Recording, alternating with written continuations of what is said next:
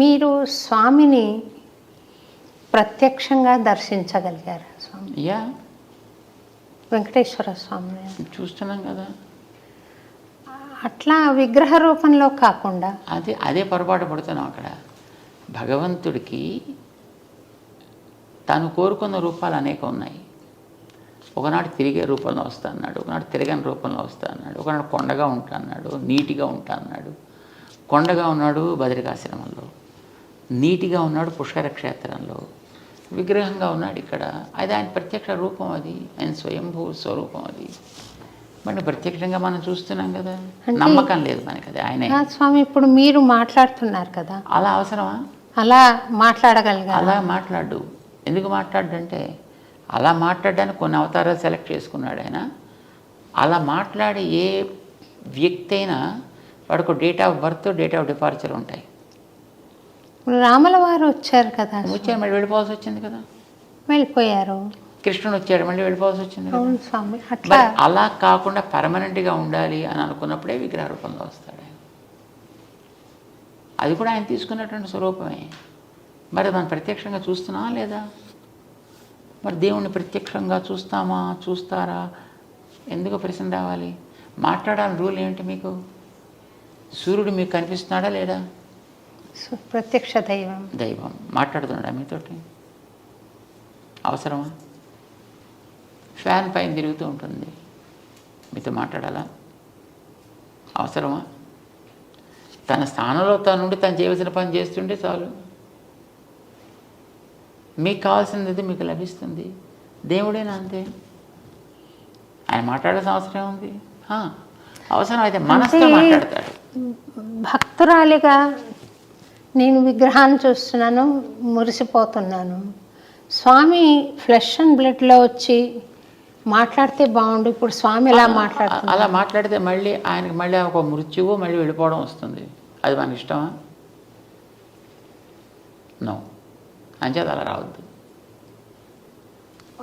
అనంత అనుభూతి వేరు స్వామి, flesh and బ్లడ్లో రారా అయితే స్వామి? నో. కొన్ని అనుభూతులు నాకు భగవంతుడి అనుగ్రహంతో, ఆచార్య అనుగ్రహంతో నాకు కలిగాయి స్వామి. అంటే భగవాన్ మానుష రూపేణ అని. మీరు కూడా అట్లా కొన్ని సందర్భాల్లో నాతో మాట్లాడిన అనుభూతి నాకు ఉంది స్వామి. మనసులో నేను అనుకుంటున్న దానికి జవాబు మీరు చెప్పడం, ఇది భగవద్ అనుగ్రహం ఉంటేనే స్వామి అలా మాట్లాడారు, భగవంతుడి స్వరూపంగా అని అనిపించింది. అంతే ఉంటుందా? ఇంకేమైనా స్వామి దర్శనం ఇవ్వడం అనేది ఉంటుందా స్వామి? అది మనలో ఉండే భావ ఆవేశం అంటారు దాన్ని. ఇప్పుడు మామిడి పండుని తలుచుకుంటూ ఉండేవాడు, ముఖ్యంగా చిన్నపిల్లల్లో. అదే పండు పండు పండు పండు పండు పండు అని వాడు అనుకుంటుంటాను. వాడి నిజంగా అక్కడ ఒక తోట మామిడి పళ్ళు వీడు పెడుతున్నట్టు, దాంట్లో పండు పట్టుకుంటున్నట్టు, వీడు తింటున్నట్టు వీడికి భావన కలుగుతుంది. ఒక్కొక్కసారి పిల్లలకి నిద్రలో అలాగే అనిపించి నిజంగా లేచి నడిచేస్తుంటారు. ఇది భావన తీవ్రత వ్యక్తిలో కలిగేటటువంటి. అది లోపల బయట ఈ తేడా తెలియనంత క్లారిటీ వాళ్ళల్లో ఉంది. భక్తుడికైనా అంతే, భగవంతుడి విషయంలో అంత భావన తీవ్రత ఆ వ్యక్తిలో ఉండేటప్పుడు ఎదురుకుండా ఆ వ్యక్తి ఉన్నట్టు, మాట్లాడుతున్నట్టు, ఆ వ్యక్తి తనతోటి మాట్లాడుతున్నట్టు కూడా అనిపిస్తుంది. ఇది భావనే అని అంటాం. భక్తుల్లో ఎక్కడ ఇలాంటివి జరిగినా అది భావనే. నిజంగా భగవంతుడికి అలా రావాల్సిన అవసరం ఏముంటుంది కనుక రాటలాగా. అలా అనుకుంటే మనకి భగవంతుడు లేని చోట ఎక్కడ కనుక. ఇప్పుడు ఇక్కడ నీకు ఇలా కనిపించిందంటే ఇందులో కూడా భగవంతుడు ఉంటాడు కదా. నువ్వు ఇలా పట్టుకున్నాడు, భగవంతుని ఎదురుగా పట్టుకున్నట్టే కదా. కానీ మనకి నమ్మకం ఉండదు అంటున్నాను. ఇక్కడ నమ్మకం ఉండదు. అంచేత మనం we are lost not because he's not there, we are lost because we not believed in the way he is for us. చేత మనతో అలా మాట్లాడద్దు. ఇప్పుడు మీకు ఇక్కడ కూర్చున్నప్పుడు ఈ విగ్రహం టక్కమని మీద మాట్లాడడం ప్రారంభిస్తే మీరు భయపడి పారిపోరండి. ఇది ఇలా కదిలిందనుకోండి తనంతా తాను ఇలాగా జడుచుకోరు మీరు అమాంతం. అంచేత కదలకూడదు. మనం భయపెట్టడం కోసం కాదు ఆయన ఉండేది, భయాలు తొలగించడం కోసం. మీరు ఒకసారి దసరా నవరాత్రుల్లో దుర్గాష్టమి రోజు అన్నమయపురం దయచేశారు స్వామి మా ఆహ్వానం మీద. ధైర్య అవార్డు ఇవ్వడానికి వచ్చారు మీరు. ఎస్. అప్పుడు దుర్గామాతని మీరు మా మేనత్త గారు ఆవిడ అని అన్నారు. చాలా సంతోషంగా, ఒక చమత్కారంగా మాకు బాగా, అందరికీ బాగా అనిపించింది స్వామి. వారు మేనత్త అని మీరు అంటుంటే, అంతలా ఆత్మీయ భావన ఎక్స్ప్రెస్ చేస్తుంటే, నేను చరిత్రను ఒకసారి పరిశీలిస్తే కులోత్తుంగ చోళుడు మన గోవిందరాజస్వామి విగ్రహాన్ని సముద్రం పాలు చేయడం కానీ,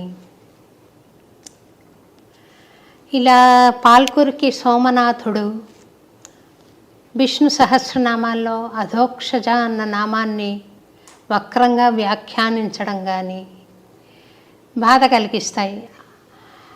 ఇది ఏమైనా మనం విష్ణుమూర్తిని స్మరించడం ఒక పార్టీలాగా అవుతుందా స్వామి? శివుడు కూడా సమానమేనా? లేకపోతే విష్ణువు ఎందుకు అలాగా తోసేశారు వాళ్ళు? ఈ శైవులు అలా చేయడం కానీ, అలాగే ఒక అపోహ ఉంది స్వామి. భగవద్ రామానుజుల వారు చాలా శైవ క్షేత్రాలను వైష్ణవ క్షేత్రాలుగా మార్చారు అన్న అపోహ ఉంది. ఈ ఇంటర్వ్యూ ద్వారా, మీ ద్వారా వాటిని ఆ అపోహ తొలగించాలి అనే ప్రయత్నంలో ఈ ప్రశ్నను అడుగుతున్నాను స్వామి నేను. రామానుజుల వారు వైష్ణవాలయాలుగా శైవాలయాల్ని మార్చడము అనేటటువంటిది చరిత్రకి దూరమైనటువంటి అంశం. ఎప్పుడు ఎక్కడా దేన్ని అలాగ మార్చినటువంటి సన్నివేశాలు మన చరిత్రలో లేవు. ఇప్పుడు ఇంకా ఇందులోంచి అందులోకి మార్చుకున్న ఉన్నాయి. ఇప్పుడు కులోత్తుంగ చోళుడి యొక్క సన్నివేశమే చూసినట్టయితే అది ఒక అద్భుతమైనటువంటి వైష్ణవ క్షేత్రం. దాన్ని అతను కేవలం శివాలయం కింద దాన్ని కన్వర్ట్ చేయడం జరిగింది. అయితే ఆ చేయడం అనేటటువంటిది వైష్ణవ సంప్రదాయం మీదో శైవ సంప్రదాయం మీదో అవగాహన ఉండి కానీ, దాని మీద భక్తి ఉండి కానీ చేసినటువంటి వ్యక్తి కాడతను. కేవలం రాజకీయ లబ్ధి కోసం చేసినటువంటి పని అది. అతను కేవలం తనకి రాజకీయంగా ఆనాడు కలగాల్సిన ఒక గుర్తింపుని తెచ్చుకోవడం కోసం చేసినటువంటి పని అది. అనవసరంగా వీళ్ళ మధ్య తను చిచ్చు రేకెత్తించి దాని ఫలితం పొందాలి అని అనుకున్నాడు ఆయన. దానికోసం ఆయన వాడుకున్నాడు చిదంబర క్షేత్రాన్ని. నిజానికి చిదంబర క్షేత్రం అతి ఉత్తమమైనటువంటి వైష్ణవ క్షేత్రం. దానికి చరిత్ర చెప్తోంది. దాన్ని పార్వతికి శివుడికి ఒకనాడు సహజంగా అప్పుడప్పుడు ఏదో చిన్న చిన్న మాట వస్తుంటాయి కనుక ఇద్దరు కూడా మంచి నాట్యంలో అద్భుతమైనటువంటి ప్రవేశం కలిగిన వారు కనుక ఇందులో ఎవరు ఎక్కువ అద్భుతంగా చేయగలరు, నువ్వా నేనా అనే పోటీ ఏర్పడ్డప్పుడు మన నిర్ణయం చేసే వ్యక్తులు ఎవరో కావాలి కదా. అంచేత విష్ణువు నిర్ణయం చేస్తాడు. ఎందుకంటే ఆయన నాట్య శాస్త్రానికి ఆది గురువు విష్ణువు. మధుకైటబులతోటి చేసిన యుద్ధంలో కానీ, కాళీయుడి మీద చేసినటువంటి నృత్యంలో కానీ ఆయన నాట్య పండితుడైన ఆరంభకుడు ఆయన నాట్య శాస్త్రానికి. అందుచేత ఆయన్ని మనం జడ్జిగా పెట్టుకుందాము అని అనుకున్నారు. సరే వెళ్ళారు, అందరూ వెళ్ళి విష్ణు దగ్గర ప్రార్థన చేశారు. చేస్తే తప్పకుండా నేను వస్తా. అయితే దానికి ఇలాంటి సన్నివేశంతో ఒక స్థానాన్ని, ఒక మండపాన్ని, సభా మండపాన్ని, దాని చిదంబరానికి సభా మండపం అని పేరు. దానికి ఒక సభా మండపాన్ని ఏర్పాటు చేయండి. ఒక కనక సభ అంటారు దాన్ని. ఒక బంగారుమయమైనటువంటి సభా మండపాన్ని ఏర్పాటు చేయమని చెప్పాడు ఆయన. ఏర్పాటు చేశారు. ఇప్పుడు ఈవేళ మనం చూసేటువంటి ఆ సన్నివేశం అంతా అప్పుడు ఆయన ఆజ్ఞ ప్రకారం వాడు చేసినటువంటి ఏర్పాటు. దాంట్లో ఈయన నేను పబళించి ఉంటాను, మీరు ఎస్ చేస్తూ ఉండండి, దాంట్లో నిర్ణయం చేస్తా అన్నాడు ఆయన. సభని నిర్మాణం చేసిన తర్వాత విష్ణువు అక్కడికి వచ్చి అక్కడ ఉంటే అప్పుడు పార్వతీ శివులు ఇద్దరు కూడా, పరమేశ్వరులు ఇద్దరు కూడా నాట్యం చేయడం ప్రారంభం చేశారు. ఎంతకాలం చేశారనేది మనకి తెలియదు ఇదమిత్తంగా, కానీ చాలా కాలం జరిగింది. ఇందులో ఎవరు కూడా తీసిపోయినటువంటి వ్యక్తిత్వం కలిగిన వాళ్ళే పోటీగా చేస్తున్నారు. పార్వతికి అంత పోటీ వచ్చేసింది, ఆవిడకి పరమశివుడికి అంత పోటీ వచ్చింది. ఇద్దరు కూడా నన్ను మించిన వాళ్ళు లేరంటే నన్ను మించిన వాళ్ళు లేడు అని అనుకుంటూ బ్రహ్మాండం చేసేస్తున్నారు. కానీ అప్పటికీ పార్వతీదేవి గెలవదు, పరమశివుడు గెలవట్లేదు. కానీ ఇది ఎక్కడో చోట ముడి పెట్టాలి కదా. ఇప్పుడు ఎలా ఉంటుందంటే నాట్య పోటీ అంటే, ఇప్పుడు మీరు చూడండి, ఈ జుగళబందీ చేసేటువంటి వాళ్ళు ఒకటి చేస్తారు ఒక ఇన్స్ట్రుమెంట్ మీద, ఇంకో ఇన్స్ట్రుమెంట్ మీద వాళ్ళు అదే దాన్ని మళ్ళీ ఆ రాగాన్ని ఆలపించాలి. సో ఇలాగ ఉంటాయి. సో ఈయన ఒకటి నృత్య భంగిమ ఈయన ఒకటి చేసి చూపించాలి, అది వాళ్ళు చేయాలి, వాళ్ళు ఒకటి చేసి చూపిస్తారు, ఈయన చేయాలి. ఇలా సాగుతుంది అది ఎప్పటి నుంచో. కానీ ఎప్పటికీ దీనికి ముగింపు అంచేత పడుకున్నటువంటి శ్రీ మహావిష్ణువు పరమశివుడికి సైగ చేసి చూపించాడు. ఆయన ఆపమని కాదు, ఇలా ఒక పాస్చర్, పాదాన్ని పైకెత్తి పెట్టే పాస్చర్ని ఆయన చూపించాడు. ఇలా పెట్టవా. ఆవిడ తనకుండేటువంటి సహజమైనటువంటి స్థితిని బట్టి అట్లాగా ఆ ముద్ర వేయడానికి ఆవిడ సంకోచించింది. శివుడు గెలిచాడు అని డిక్లేర్ చేశారు. ఆ సందర్భంలో నిజానికి అది దేవతల ప్రార్థనతో విష్ణు పాపం శివుడిని గెలిపించాల్సి వచ్చింది ఆ భంగిమ చూపించి. సరే, ఆ తర్వాత కృతజ్ఞతతోటి పార్వతీ పరమేశ్వరులు ఇద్దరు కూడా అక్కడే ఉండిపోయారు. శ్రీ మహావిష్ణువుని ఆయన పాదాల దగ్గర సేవించుకుంటూ. ఇది ఆ క్షేత్రపు చరిత్ర. చిదంబరం ఇందాక మీరు చెప్పాను చూడండి, ఆ కులోత్తుంగ చోళుడు అన్నాడే, అసలు అతను చోళ వంశానికి చెందినవాడు కాడు. అతను ఎక్కడి నుంచి వచ్చినవాడు? అతను రాజరాజ నరేంద్రుడి యొక్క పరివారంలో ఉండేటువంటి ఒక వ్యక్తి. అతను దక్షిణానికి వచ్చి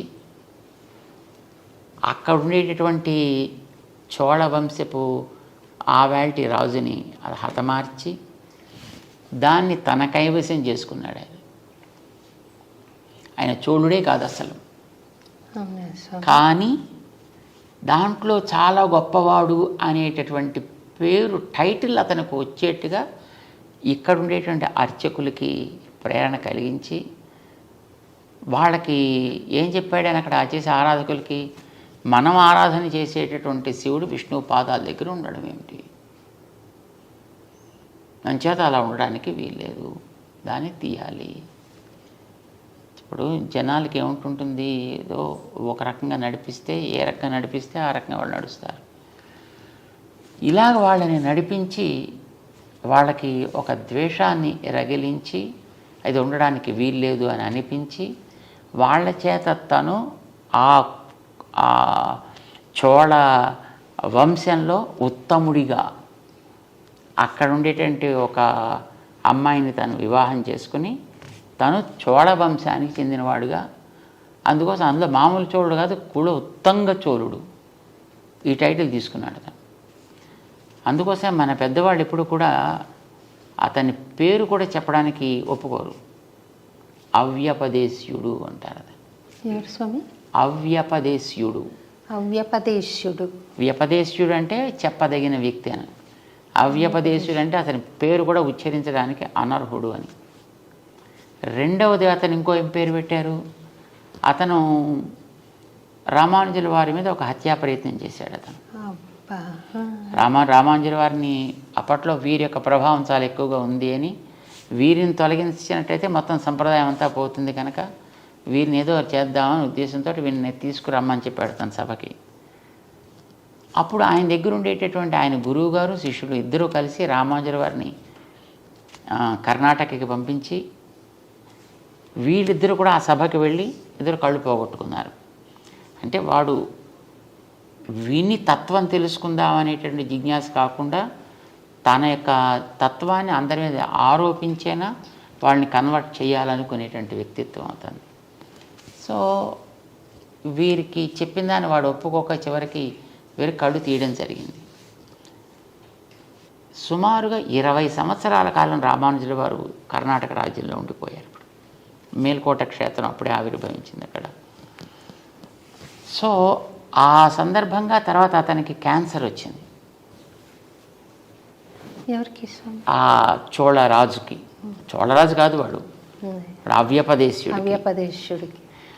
ఆ క్యాన్సర్, థ్రోట్లో క్యాన్సర్ వచ్చే తర్వాత అతను చనిపోయాడు. అతను అంచేత అతనికి క్రిమికంఠుడు అని పేరు పెట్టారు తప్ప వాడి పేరుతో అతను ఎప్పుడు ఉచ్చరించారు. ఎందుకంటే అతను శివుడు అక్కడ విష్ణు భక్తుడిగా ఆయన పాదాల దగ్గర ఉంటే అక్కడి నుంచి ఉండే ఆ విష్ణువుని తీసి సముద్రంలో కలిపి దాన్ని శివాలయం కింద మార్చి ఇలా చాలా రకాలుగా తాను శైవ ప్రచారకుడు అని అనుకుంటూనే శివుడికి అన్యాయం చేశాడు ఆయన. అంటే శివుడి యొక్క స్వభావానికి విరుద్ధంగా ప్రవర్తించాడు ఆయన. శివుడు పరమభక్త శిఖామణి. శివుణ్ణి పరమ భాగవతాన్ స్మరామి అంటారు మనకి భాగవతంలో. వైష్ణవానాం యథా శంభు అని శివుడు పరమ వైష్ణవుడని అందరూ ఆదరిస్తారు. విష్ణు పాదోద్భవి అయినటువంటి గంగని తన శిరస్సున ధరించి తను తరించాను అనుకున్న అతని పేరు అంతకుముందు రుద్రుడు. అతనికి ఈ గంగని తన శిరస్సున ధరించడం ద్వారా శివ సంజాత మంగళకరుడయ్యాడు ఆయన. అంటే విష్ణువు మీద ఆయనకు ఉండేటువంటి విశ్వాసం అంతటిది, గౌరవం అంతటిది. మీరు ఎక్కడ విష్ణు వైభవం ఎక్కడైనా చూడండి పురాణాల్లో శివుడు చెప్పింది అంతా. శివుడు పార్వతికి చేసినటువంటి ఉపదేశమే మనకు కనిపిస్తుంది. ఆ రకంగా శివుడు ఎప్పుడు కూడా విష్ణు ద్వేషి కాదు, విష్ణువు శివద్వేషి అంతకంటే కాదు. వైష్ణవులు ఎప్పుడు కూడా శివుణ్ణి ద్వేషించరు. కానీ మరి వాళ్ళలో ఎందుకు ఆ రకమైనటువంటి భావం కలిగింది అనేటటువంటిది అది వాళ్ళకే తెలియాలి. ఇది తర్వాత వీళ్ళు ఇలా రేకెత్తించారు. ఇప్పుడు ఇవి ఎగెనిస్ట్గా మాట్లాడేటటువంటి వాళ్ళందరికీ కూడా వాళ్ళు ఆ మాటలతోటి వాళ్ళు మిగతా ద్వేషాన్ని వాళ్ళతో పెంచుతారు తప్ప నిజానికి వైష్ణవులకి ఎప్పుడు కూడా శివుడి మీద ద్వేషం ఉండదు. శివుణ్ణి పరం భాగవతుడిగా ఎప్పుడూ ఆదరిస్తారు. మన దక్షిణ దేశానికి వెళ్ళి చూస్తే ఎన్నో ఆలయాల్లో శివుడు క్షేత్రాధిపతిగా ఉంటాడు. అక్కడ మీరు దక్షిణ దేశంలో ఉండే పెద్ద పెద్ద వైష్ణవ క్షేత్రాలకు ఎక్కడికైనా మనం వెళ్ళి చూడొచ్చు. అక్కడ శివుడు క్షేత్రాధిపతి, స్థాన నిర్వాహకుడు అలా ఉంటాడనమాట అక్కడ. అండ్ చాలా చోట్ల ఉండేటటువంటి ఈ అమ్మవారి ఆలయాలు ఉంటాయి. అలాంటి వాటికి రామానుజులు అన్ని చోట్ల ఆరాధనలు ఏర్పాటు చేశారు, మర్యాదలు ఏర్పాటు చేశారు. ఇప్పుడు శ్రీరంగం చాలా పెద్ద క్షేత్రం. శ్రీరంగం పక్కన సమయపురం అని ఉంది అక్కడ అమ్మవారి క్షేత్రం. శ్రీరంగ క్షేత్రంలో బ్రహ్మోత్సవాలు ఆరంభం కావడానికి పూర్వం సమయపురంలో బ్రహ్మోత్సవాలు చేసి ఆ బ్రహ్మోత్సవాల్లో శ్రీరంగ క్షేత్ర పెరుమాళ్ దిగించే మర్యాదలు పంపించి అమ్మవారికి అక్కడ ఉత్సవాలు పూర్తయిన తర్వాత ఇప్పుడు రంగనాథుడు తన బ్రహ్మోత్సవాలు ప్రారంభం చేసుకుంటాడు. ఇది రామానుజులు వారు చేసిన వ్యవస్థ. ఇలా ఒకటి కాదు, మనకి ఎన్నో చోట్ల క్షేత్రాల్లో చూస్తే కాంచీపురం దగ్గర ఉండేటువంటి దివ్యక్షేత్రాల్లో చాలా చోట్ల అవన్నీ కూడా అక్కడ సుమారుగా 17 దివ్యదేశాలు ఉన్నాయి కాంచీపురం చుట్టూ. ఆ దివ్యదేశాల్లో అన్నిట్లో కూడా పరమశివుడికి జరపవలసినటువంటి ఉత్సవాలని జరిపి స్వామి ఆయా క్షేత్రాలను ఏర్పాటు చేశాడు. అక్కడ మీనాక్షి అమ్మవారి యొక్క ఆలయం మధురైలో ఉండేటటువంటి దానికి కూడా మలయధ్వజుడి యొక్క కుమార్తె ఆవిడ. సో అక్కడ కూడా జరిగే ఉత్సవాలు పక్క నుండి తిరుమాలింజోలై అని అక్కడ ఒక క్షేత్రం ఉంది. అక్కడ ఉండేటువంటి పెరుమాళ్ళు విష్ణుమూర్తి ఆయన తనకి చెల్లెలుగా ఆవిడని భావించి ఆవిడికి ముందర ఉత్సవాలు జరిపించి ఆ తర్వాత తన ఉత్సవాలు చేసుకుంటాడు. అంచేత ఎక్కడైనా సరే అమ్మవారిని, పార్వతిని లేదా పార్వతి అంశగా ఉండేటటువంటి ఇప్పుడు చండి, దుర్గా ఇలాంటి వాటన్నిటిని కూడా తన సోదరిగానే భగవంతుడు ఎప్పుడు భావిస్తాడు. రామానుజుల వారు కూడా ఆ మర్యాదను నిలబెడుతూ ఆయా క్షేత్రాలకి ముందర మర్యాద జరిపి అవి అయిన తర్వాత తమ పెరుమాళి ఉత్సవాలు జరిపిస్తుంటారు అన్ని చోట్ల. ఎందుకనంటే శ్రీమద్ భాగవతంలో దశమ స్కంధంలో శ్రీకృష్ణుడు జైల్లో పుట్టాడు, మధురైలో. తను తల్లిదండ్రులకి ఇద్దరికి కనిపించి, నేను మీకు పిల్లవాడుగా పుట్టాను, ఎందుకంటే వాడు పిల్లవాడుగా నువ్వు మాకు పుట్టాను తపస్సు చేసుకున్నటువంటి వాడు గతంలో. సో నేను మీకు పుట్టాను కదా అని 4 చేతులతోటి కనిపించాడు, ఆయుధాలతోటి. ఓ పుట్టావయ్యా జాతోసి దేవదేవేశ శంఖ చక్ర గదాధర. ఇలాగ వాళ్ళంతా అంగీకరించిన తర్వాత అప్పుడు ఆయన, నేను ఇక్కడ ఉంటే మళ్ళీ మీకు ప్రమాదం చేత నన్ను తీసుకెళ్ళి ఫలానా చోట చేర్చండి, అక్కడ ఒక అమ్మాయి ఇప్పటికే పుట్టి ఉంటుంది, ఆ అమ్మాయిని మీరు తెచ్చుకోండి ఇక్కడికి అని ఆయన ఆదేశించాడు. ఆదేశించినప్పుడు వసుదేవుడు పిల్లవాడిని తీసుకుంటాడు. ఎలా వెళ్ళాలి అని క్వశ్చన్ చేయలేదు, ఇక్కడ భగవంతుడు చెప్పిన ఆదేశం మీద మళ్ళీ డౌట్స్ ఉండాల్సిన అవసరం లేదు అతనికి. చేత వెళ్ళేటప్పటికి తలుపులు తెరుచుకున్నాయి, అక్కడ ఉండేవాళ్ళతో మత్తులో పడున్నారు. భోరన వాన పడుతోంది, కానీ మీద చుక్క మీద పట్టలేదు. వెనకాతల ఆదిశేషుడు పణాలతో ఉన్నాడు. యమునా నది దాటాలి, మోకాటి లోటులోకి నేల వచ్చేసింది. ఈయన హాయిగా నడుచుకుంటూ వెళ్ళిపోయాడు. దాని మించి ఆ పిల్లవాడిని నందగోపుడికి హ్యాండ్ ఓవర్ చేశాడు. నందగోపుడి దగ్గర ఉండే ఆ అమ్మాయిని తను చేతిలో తీసుకున్నాడు. అప్పటికే ఆవిడ అక్కడ పుట్టి ఉంది. ఆ పిల్లని తీసుకొచ్చి జైల్లోకి మళ్ళీ చేరిన తర్వాత అప్పుడు ఆ పిల్ల కేరమని ఆవిడ ప్రారంభించింది. తలుపులన్నీ మూసేసుకున్నాక కంసుడు వచ్చాడు, తెలిసింది అతనికి. పిల్లని పైకి ఎగరేసి కింద కత్తి పెట్టి దాని మీద కట్ చేసే ప్రవృత్తి అతనిది. సో ఇలా చేద్దామని ఆ పిల్లని ఇలా పైకి ఎగరేశాడు. అది మొత్తం 16 చేతులతో ఉండేటువంటి ఒక శక్తి స్వరూపిణిగా వచ్చి, మూర్ఖుడా నేను చంపేవాడు ఆల్రెడీ పెరుగుతున్నాడు రా అని ఆదేశించి అక్కడి నుంచి అంతర్ధానం అయిపోయింది. అప్పుడు భగవంతుడు ఆమెకి, నువ్వు ఇట్లాంటి ఉపకారం చేసావు కనుక నిన్ను ఫలానా పేర్లతోటి ఆరాధన చేస్తావు, దుర్గా, కాత్యాయని ఇలాంటి అనేక పేర్లతోటి నిన్ను ఆరాధన చేస్తారు అని చెప్పాడు.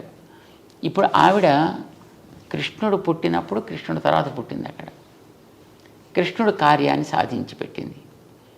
అందుచేత ఆవిడ కృష్ణుడికి సోదరి.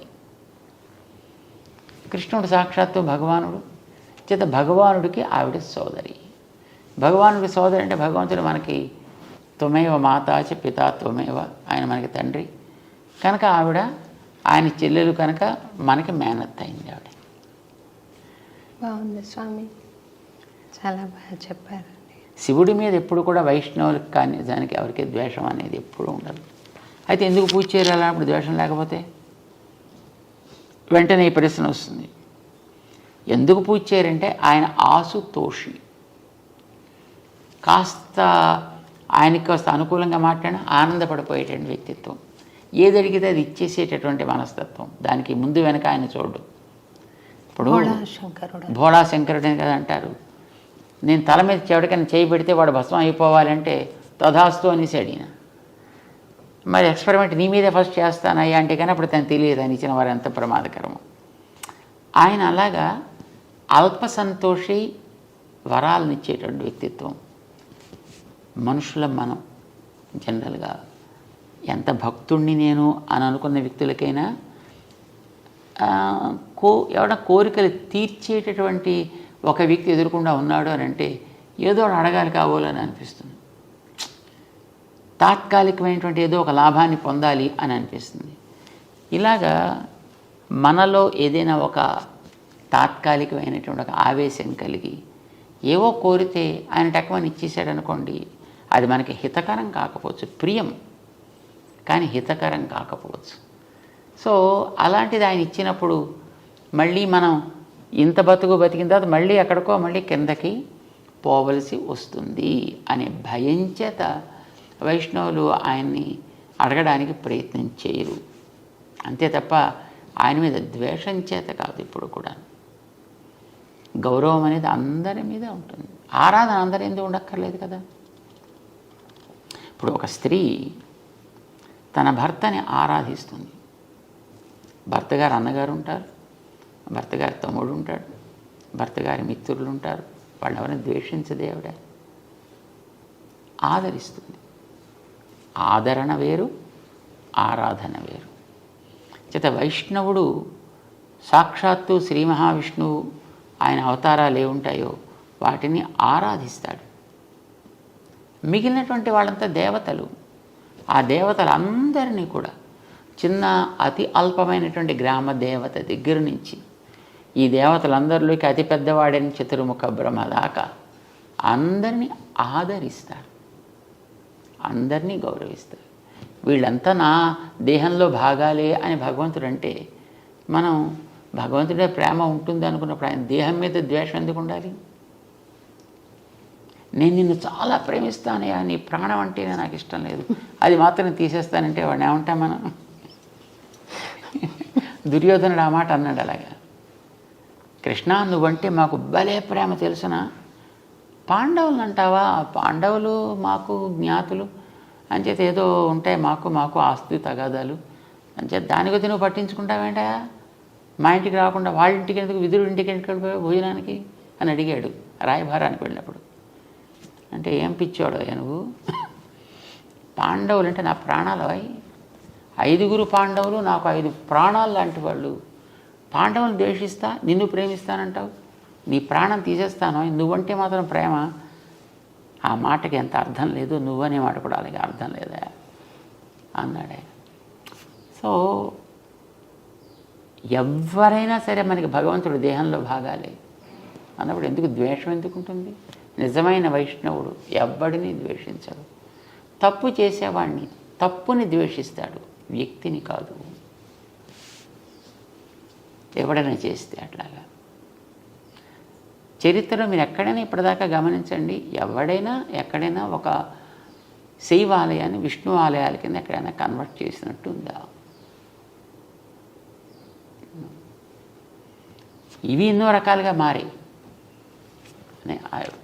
వాటిని ఎటు నుంచి ఇటు మారలేదు.